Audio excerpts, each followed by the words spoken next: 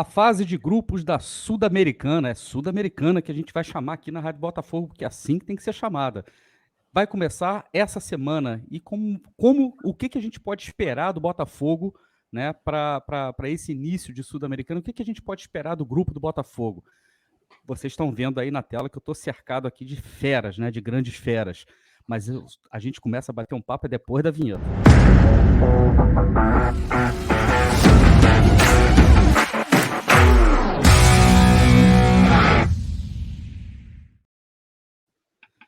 Olá, Helenos e Helenas, eu sou o Társilo Delfim, a gente está trazendo mais alguns minutinhos de RB para vocês e hoje eu não estou sozinho, hoje eu estou com meu querido companheiro aqui, Matheus Ferreira, Matheus Fogostat, esse cara que está arrebentando no Twitter, fazendo os melhores fios que você possa imaginar. Se você ainda não ouviu falar desse cara, se segura aí que vocês vão ouvir falar muito no Matheus Fogostat. E eu tenho um convidado de honra, de muita honra aqui, para a gente falar sobre o grupo do Botafogo na Sul-Americana, Eugênio Leal, dos canais Disney, Fox e ESPN, um cracaço do futebol e um cracaço do samba também. Deixa eu te cumprimentar da maneira correta. Saudações portelenses, você pode responder de acordo com as suas cores de preferência da sua escola de samba, muito gloriosa também, e muito próxima ao Botafogo, né, também. É isso, saudações aurinegras clementianas, sim. Rua São Clemente, Botafogo. Aliás, tem uma grande proximidade, né, da Isso. torcida do Botafogo. O presidente é botafoguense, o presidente Renato Gomes, Renatinho. botafoguense. Muita gente também lá de dentro da escola ativa no Botafogo, pessoal de torcida, inclusive. Então, um abraço aí, saudações aurinegras. E das mídias alvinegras também, Marcelo Adnet, a Aline Também. Bordalo, a galera tá sempre lá na A quadra, nação é tá sempre grande. nação é grande, é isso aí. Boa noite, Matheus, tudo bem, cara? Eu tô dando boa noite aqui, mas vocês podem estar vendo o programa de manhã, de tarde, mas que a gente tá gravando à noite aqui. Bom dia, boa tarde, boa noite, né, para quem estiver Boa. assistindo, para você também, tá? Para você também, Eugênio. Obrigado por aceitar o nosso convite, estar aqui com a gente gravando esse programa, né? E é isso, vamos falar sobre o Botafogo na Sul-Americana e os adversários. Primeiramente, eu quero agradecer a todo mundo que está assistindo o vídeo aqui e quero pedir para você também deixar seu like aí logo no começo. A gente faz aquela brincadeira do like preventivo. Você sabe que a plataforma funciona dessa forma, deixando seu like, o YouTube entende que o conteúdo aqui é de qualidade, acaba espalhando o vídeo, acaba distribuindo o vídeo, na verdade, para uma quantidade cada vez maior de pessoas. Pessoas novas que chegam aqui também se inscrevem no canal. Se você está vendo aí pela primeira vez, se inscreva aqui na Rádio Botafogo também. Deixa seus comentários aí com relação a tudo aquilo que a gente vai falar e considere tornar-se membro da Rádio Botafogo também. Você ajuda demais na manutenção do nosso canal. Eugênio, vamos lá, vamos começar a falar do grupo do Botafogo, esse grupo que o Botafogo vai pegar. Sua opinião, assim, mais geral. A gente pega um grupo muito difícil, um grupo mais ou menos, um grupo tranquilo, um grupo baba, na sua opinião, assim, geral, para a gente começar. Olha, Tássilo, eu respondi uma pergunta parecida com essa e tenho respondido para vários clubes, né, torcedores de clubes diferentes. Eu acho que antes de olhar para o grupo, tem que olhar para dentro. Sim, perfeito. Como é que o Botafogo chega para esse grupo? Porque uma coisa é você olhar o papel, né? No papel, o Botafogo, no grupo, ele, primeiro por ser um brasileiro, os brasileiros têm se destacado muito nas competições sul-americanas, então ele já se coloca numa condição de destaque. Por ser o Botafogo, com toda a sua tradição, também tem destaque. Aí você olha assim, tem a LDU. A LDU é o clube recordista em participações na Copa Sul-Americana. E tem, inclusive, não hoje mais, ele não está jogando lá, mas jogando por lá, o maior artilheiro da história da Copa Sul-Americana, que é o Hernan Barcos, que hoje está no Aliança Lima do Peru. Mas fez a maioria dos seus gols da competição jogando pela LDU, que foi campeã em 2009 contra o Fluminense, inclusive na final do Maracanã. E aí você tem dois times que são de menor peso dentro do cenário internacional. O Magallanes, um time chileno. O Chile não vem tendo bons desempenhos nas competições internacionais há algum tempo já. Acho que o último time chileno que conseguiu fazer furor foi a Laú, do Sampaoli, né, que foi campeã da Copa Sul-Americana de 2012, chegou na semifinal da Libertadores de 2013, mas de lá para cá No máximo que eles pegam oitavas de final, e não passam muito disso. E o Magallanes é um time que ano passado estava na segunda divisão chilena. Foi campeão da segunda divisão, campeão da Copa Chile, e aí, pela Copa Chile, ele chegou a Libertadores. Chegou a pré-Libertadores, né? Onde foi eliminado. Estava indo bem até, mas perdeu para o Independente Medellín e veio para a Sul-Americana. E tem o César Vallejo, que acho que é a grande atração, né, para o botafoguense desse grupo.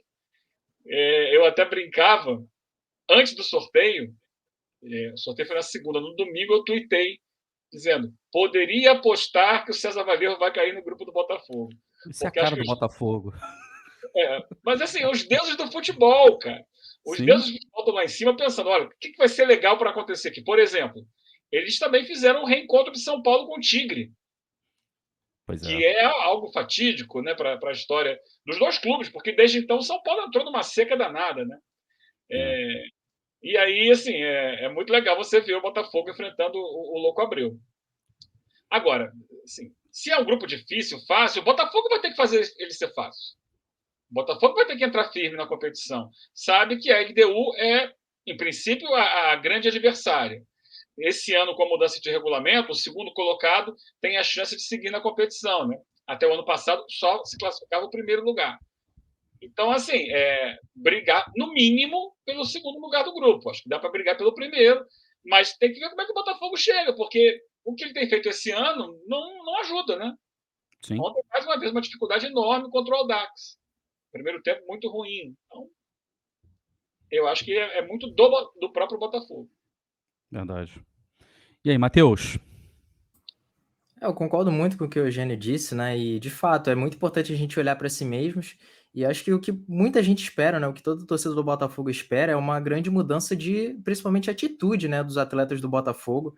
Porque quando a gente olha o primeiro tempo contra o Audax e depois olha os últimos 20 minutos, é claro uma mudança de atitude dos jogadores, uma forma de buscar mais uma intensidade no jogo, né? Buscar verticalizar mais as ações e coisas que a gente não estava vendo durante praticamente 70 minutos da partida. E qual Botafogo a gente vai ver contra o Magallanes, né? Agora na estreia na Copa Sul-Americana. A gente vai ver esse Botafogo que mal conseguiu verticalizar contra o Audax ou aquele Botafogo realmente da Série A de 2022 e na reta final da partida contra o Audax? Fica essa dúvida para o torcedor. Eu tento crer, né, prefiro crer, que esse time realmente vai entrar com a cabeça realmente que deveria estar desde o início do estadual, inclusive. A gente sabe que muitas vezes não é dessa forma, os jogadores às vezes têm menos concentração, às vezes colocam menos ritmo mesmo nos estaduais para depois, de fato, se ligar nas competições que valem a pena mesmo, principalmente se tratando do Carioca, né, que é um campeonato bastante desprestigiado. E o que a gente tenta se apegar é isso, ver como vai ser a atitude dos jogadores na Sul-Americana. E vai ser até positivo para o Botafogo começar enfrentando logo o Magallanes, que na minha visão é a equipe mais frágil desse grupo. Mas é aquilo, né? Qualquer competição continental ela tem suas surpresas, então não é achar que o jogo vai ser fácil só porque o adversário é mais fraco, é entrar com seriedade, né? E falando sobre o nosso adversário em si, é uma equipe que não começou nada bem o campeonato chileno, inclusive é uma equipe já que se mostrou muito frágil. É o único time do campeonato chileno que ainda não conseguiu passar uma partida sem sofrer gols, então mostra também a sua dificuldade defensiva e pode também ajudar um pouco o Botafogo a fazer uma boa partida, né? Que no caso, eles gostam muito de utilizar a posse da bola. É uma equipe com alta posse de bola, mas que não consegue converter muito isso em finalizações, né, em criação de chances de fato. Então é aquela posse de bola muitas vezes estéreo, é saber como o Botafogo vai jogar contra essa equipe, pressionando alto, esperando eles chegarem um pouco mais para jogar na transição, mas é isso, em suma é o que o Eugênio falou mesmo, né? O Botafogo precisa muito olhar para si e mudar de dentro para fora. Pois é, eu vi um fio do Eugênio no Twitter outro dia que eu achei muito interessante, que diz respeito ao começo, né, as 3 primeiras rodadas, né, e eu queria que o Eugênio falasse um pouquinho disso aí. Eugênio, você falou lá que o fato da gente jogar o primeiro jogo fora contra, teoricamente, o adversário mais fraco do grupo e depois pegar em sequência os outros 2 adversários em casa, dá a chance do Botafogo, de repente, começar bem a Sul-Americana, obviamente, né, fazendo aquilo que o Botafogo precisa fazer, olhando para dentro, isso é indiscutível. Mas esse formato permite, talvez, o Botafogo a tentar conseguir uma vantagem logo no começo, né? Os desenhos, né, de tabela Uhum, da Conmebol, eles visam a privilegiar primeiro o pote 1, né, o cabeça de chave, que no caso uhum, desse grupo é a LDU. Depois o pote 2, e assim por diante. O time do pote 4 é aquele que vai fechar jogando 2 partidas fora de casa, em sequência. Ou seja, se ele não conseguir a classificação, a pontuação dele para classificar no turno, se deixar para a reta final, ele tem dificuldade. Então é importante fazer essa leitura, né? Porque a LDU vai fechar jogando 2 em casa contra, teoricamente, os times mais fáceis. É tudo na teoria que o time é mais fácil. Tem que colocar na sim, prática e ver o desempenho de cada um, porque isso oscila muito, né? Esses times variam muito. O próprio César Vallejo vinha muito bem, de repente deu uma oscilada lá no Campeonato Peruano. Agora, mais recentemente, nas últimas rodadas. Então, tem que analisar isso, né? Pelo andamento da campanha, porque não é igual, né? Você tem uma facilidade, por exemplo, o pote 1, o cabeça de chave, joga contra o terceiro time fora de casa. Ou seja, para jogar fora, é uma estreia. Uma estreia você tem que ter um bom resultado. Você já foge do segundo time do grupo. Ele poderia estrear contra o Botafogo. Seria uma dificuldade, mas não, já estreia contra o César Vallejo. Tem que jogar fora de casa, que seja a primeira, porque na volta ele vai jogar em casa. sim. Entendeu? E aí depois ele tem uma vantagem de, ainda na primeira rodada, não dá para dizer que é primeiro turno, né? Na primeira rodada de jogos, ele tem 2 jogos fora. Só que quando ele vira, ele tem 2 jogos em casa na reta final. E é ali que se decide, né? Ali que se decide tudo. Então, às vezes, é um calendário que pode dar uma impressão errada. É importante o torcedor ter isso em mente. Eu tive um tropeço aqui na primeira rodada e tal. Mas entenda que a definição vai ser nas últimas rodadas, e nas últimas rodadas o Botafogo vai ter um número maior de jogos em casa. Então é entender essa leitura, porque em competições sul-americanas o mando de campo é decisivo, é fundamental, muito mais até do que a gente está acostumado a ver aqui internamente. Então, qual é a conta para classificar? Ganhar os jogos em casa. Tem que ganhar os jogos em casa. Fora de casa, se pontuar, tá bom. Se conseguir. Agora que são 2 que classificam, né? Se conseguir, às vezes, 1 ponto fora de casa, você está praticamente dentro, com 2 passando. Lembrando que o segundo colocado vai para um playoff de repescagem, né? Mas está vivo da competição. Mas é fundamental vencer os 3 jogos em casa. Então vai ter no primeiro turno 1 jogo e no segundo turno 2 jogos na reta final para classificar. É importante entender esse andamento para não queimar. Tá ruim, tá perdendo e tal. Vai ter mais dificuldades no turno do que no retorno. E na sua opinião, qual dos 3 adversários, levando-se em consideração mando de campo e o César Trajeiro, né, Valeu. teve o seu estádio, liberado, então vai ser foi o Magallanes ou o César que teve estádio liberado? Passaram por uma nova vistoria, se eu não me engano, ele iria jogar na capital, eu acho que foi o Magallanes, agora eu não tenho certeza. Mas eu sei que um deles teve o seu estádio liberado, que era um estádio acanhado e tal, mas teve o estádio liberado. Na sua opinião, qual desses 3, levando-se em consideração mando de campo, pode complicar mais, para o LDU, Botafogo? né? É LDU, né? LDU Mas joga em Quito, é, 2.800 metros. A gente sabe o quanto que os times brasileiros sofrem. Não é La Paz, né? La sim. Paz são 3.600, quase 3.700. Ali ainda é mais difícil, mas eu, por exemplo, tive em Quito em 2008 para a final da Libertadores, aquele belo time do Fluminense. Uhum. Ele tomou 4-0 com meia hora de jogo da LDU, É.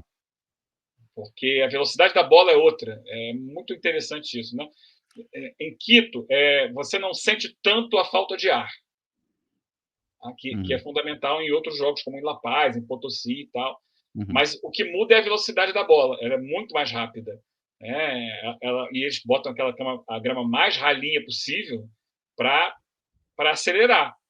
E aí, é claro que vai entrar nessa soma a dificuldade, que é um pouco maior de respiração para quem está vindo de fora. Então é um jogo de aceleração. O jogo da LDU é para o Botafogo tentar tirar da velocidade, cadenciar o máximo possível. E aí sim, agora os outros não vejo grande dificuldade. O César Valerro joga num estádio que não tem altitude também, não é nada do outro mundo. Assim como o Magallanes, que não tem torcida, a torcida é muito pequena, é um clube antigo, mas sem torcida lá no Chile. Então, a grande dificuldade do grupo, se você olhar assim, é a LDU que vem bem, aplicou uma goleada no último jogo agora, né? 6-1 no Bola Seu, jogando em casa. E é um time que tem boa qualidade técnica, um time que gosta da bola, mas que tem também penetração na área, né? Com o Angulo, o centroavante, o Alvarado. Tem o Ibarra, que é jogador de seleção, né? Equatoriana, bom jogador também. E tem o goleiro da seleção, né? O Alexander Domingues. Ele ficou meio que sem clube. Vai para onde? Vai para onde? Vai para onde? Vem aqui para a LDU. Então é um time que, sim, é o grande adversário, mas ficar de olho nos outros, né? Porque o Matheus falou uma coisa do Magallanes, a campanha no campeonato local, ela é diretamente influenciada pelas Copas. Que é um clube que vinha de segunda divisão, não tem estrutura, não tem um grande elenco. Ele subiu agora, é o primeiro ano dele na primeira divisão. É um time que acabou de subir. E aí você tem que jogar pré-Libertadores. Ele jogou 2 fases de pré-Libertadores, são 4 jogos que são prioritários para ele, né, em relação ao campeonato local. Com o deslocamento, né, com toda a pressão que existe ali. Eles eliminaram o Always Red, jogando na altitude de La Paz. Eliminaram com sobras o Always Red. Tecnicamente não é uma grande equipe, mas na altitude, ano passado o Corinthians perdeu, por exemplo. Então eu acho que o foco deles está muito mais nos torneios internacionais do que exatamente no campeonato chileno. Eles perderam nesse final de semana, né? E perderam um jogo com o Palestino louco, porque o Palestino sai na frente, abre 2-0 e o Magallanes vai buscar o 2-2 e perde o jogo nos acréscimos do segundo tempo, num gol meio espírita. O cara pega a bola meio torto, assim, meio sem querer, a bola sobe e cai dentro do gol. Então, acho que talvez a impressão do campeonato chileno não seja a melhor. Seja mais interessante observar o que eles estavam conseguindo fazer na pré-Libertadores. Verdade. Matheus, para a gente arrematar, Botafogo na quinta-feira, pegando o Magallanes. Qual seria o time ideal, cara, na tua opinião, para a gente enfrentar o primeiro desafio? É estreia, né? Vai pintar aquele nervosismo mesmo, que é natural, de estreia e principalmente jogando fora, né? Se você entra na cabeça do Luiz Castro agora, escala o Botafogo para quinta-feira. Uma das coisas mais fáceis que tem é escalar a nossa zaga, né? Isso realmente não tem muita complicação. Seria o Lucas Perry, aí vem de Plácido, o Adrielson, o próprio Cuesta e o Marçal. E aí fica aquela dúvida no segundo volante, porque o Tietchan, de fato, não é um jogador que vai ser alterado facilmente no nosso esquema. E o segundo volante, de acordo com o que eu vi do Lucas Fernandes em alguns jogos e do Gabriel Pires, a partir do momento que ele entra nas últimas 2 partidas, eu acharia até interessante testar o Gabriel Pires, né? Eu vi que ele, ao colocar o Marlon Freitas no lugar do Lucas Fernandes na última partida, ele tentou usar bastante essa questão das inversões, que o Marlon Freitas tem muita qualidade nisso. Inclusive, ele até acha o Eduardo dentro da área, o Eduardo não consegue fazer o domínio. Né? E ficou bem claro essa busca dele por esse passe longo, né? Visto que o Audax ia ficar bastante recuado. Então, é difícil você furar essa retranca assim. Então, a intenção dele era atrair um pouco o adversário e buscar essa bola longa. Com o Magallanes, pode ser que isso aconteça, mas eu acho que com o Gabriel Pires faria mais sentido, porque é um jogador que consegue dinamizar, né, melhor e consegue verticalizar mais as nossas ações. Acho que o Lucas Fernandes é bom nisso, mas nas últimas 2 partidas eu notei um Lucas Fernandes que ainda não está próximo de ser aquele que foi de 2022. E esse Lucas Fernandes que não está próximo de ser o que foi de 2022, deixa o Tietchan muito exposto. Acho que o Gabriel Pires pode deixar um pouco menos, ajudar mais nessa fase defensiva e mesmo assim dar muita qualidade no passe. E aí o Eduardo fica mais à frente, sendo aquele cara que varia, né, com o Tiquinho Soares, vira um 4-4-2 ou 4-2-3-1. E nas pontas, os caras que mudaram a partida, né, contra o Audax, que para mim seriam os titulares. O Luiz Henrique pela esquerda e o Gustavo Sauer pela direita. O Raí é um jovem muito bom, mas claramente não dá para ele ser titular ainda, né? Teve sua oportunidade, mas ainda é preciso muita calma. E, obviamente, o Piazon, para mim, não é a melhor escolha para essa partida, mesmo ele sendo um cara que recomponha mais. Então, para mim, faz sentido mandar essa equipe aí contra o Magallanes. Boa. Seu palpite pro jogo, então? Eu acho que Placar. vai ser eu estaria um 2-0, 2-0, é um 2-0, placar garoto placar otimista. bom. E classificação final do Botafogo na Sul-Americana, fase de grupos. Acho que vai classificar em primeiro, classifica em primeiro, porque a gente não Garoto vai perder para a LDU fora, vai conseguir vencer em casa, né, esse time fora de casa consegue se dar bem. A grande questão é o que o Eugênio falou, né, o mando de campo influencia bastante. O Botafogo em 2022 não soube jogar em casa, vai ter que saber jogar dentro de casa, né, na Sul-Americana.